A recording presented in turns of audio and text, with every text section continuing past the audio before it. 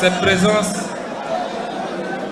présence de bases militaires suscite des interrogations légitimes, plus de 60 ans après nos indépendances. Nous devons nous interroger sur les raisons pour lesquelles l'armée française, par exemple, bénéficie toujours de plusieurs bases militaires dans nos pays et sur l'impact de cette présence sur notre souveraineté nationale et notre autonomie stratégique.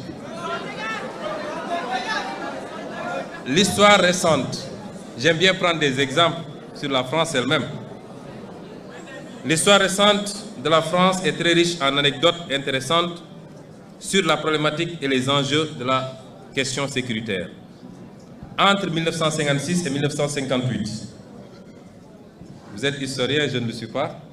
Je peux me tromper sur les dates et même sur les faits.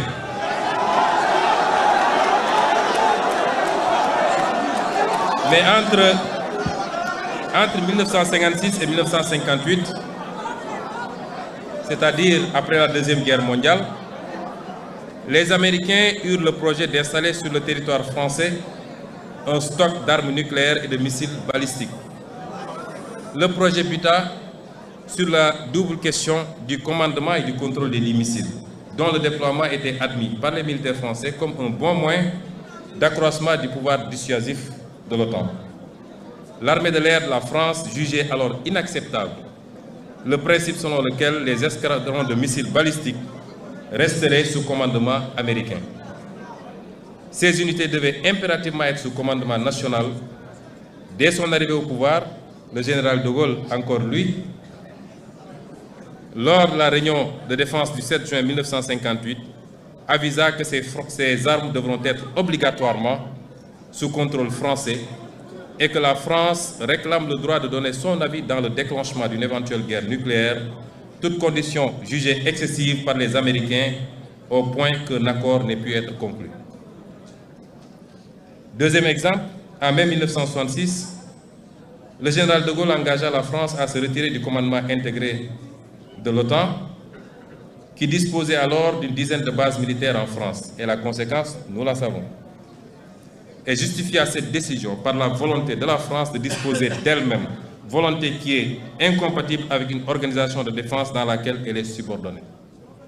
Je réitère ici la volonté du Sénégal de disposer de lui-même, laquelle volonté est incompatible avec la présence durable de bases militaires étrangères au Sénégal. Ceci ne remet pas en question les accords de défense. Nous entretenons les accords de défense avec beaucoup de pays, les États-Unis, la Grande-Bretagne, la Chine même, je crois, beaucoup de pays. On peut avoir des accords de défense sans que cela ne justifie que le tiers de la région de Dakar soit occupé aujourd'hui par des garnisons étrangères.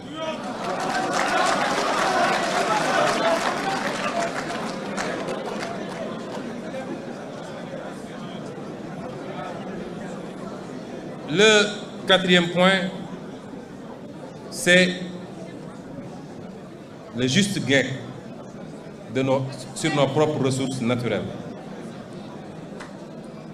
Nous l'avons dit plus haut, le modèle que nous voulons pour nous repose sur une mobilisation optimale des ressources endogènes. Nous disons merci à tous nos partenaires. L'Union européenne est le premier en matière d'aide au développement. 51% de l'aide au développement vient de la zone Union européenne, dont 20% de l'Union elle-même et les 80% du cadre bilatéral. C'est une bonne chose.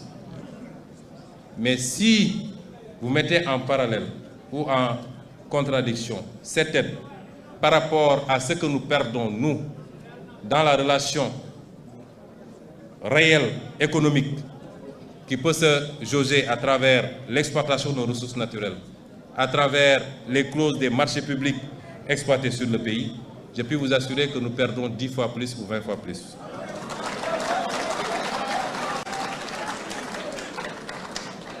Et c'est pourquoi nos partenaires doivent comprendre que c'est là la seule issue. à la délicate et teigneuse question du chômage de masse, c'est que nos pays s'organisent, en plus de la mobilisation des ressources fiscales et des droits de porte, en plus de la question monétaire qui doit nous permettre de pouvoir avoir une monnaie adaptée à nos réalités économiques, en plus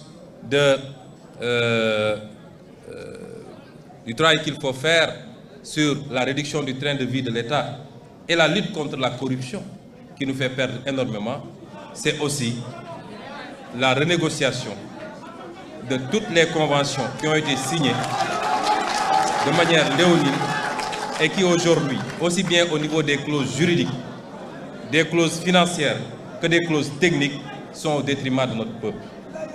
Je peux dire ici, et vous ne le saviez pas, on nous a promis que le gaz commencera à être exploité cette année. Vous connaissez l'impact que peut avoir cette richesse sur un peuple. Vous allez dans des pays comme le Qatar qui, 30 ou 40 ans en arrière, on n'y enregistrait que des tentes dans le désert. Vous voyez ce que c'est devenu avec une bonne utilisation de leur gaz naturel.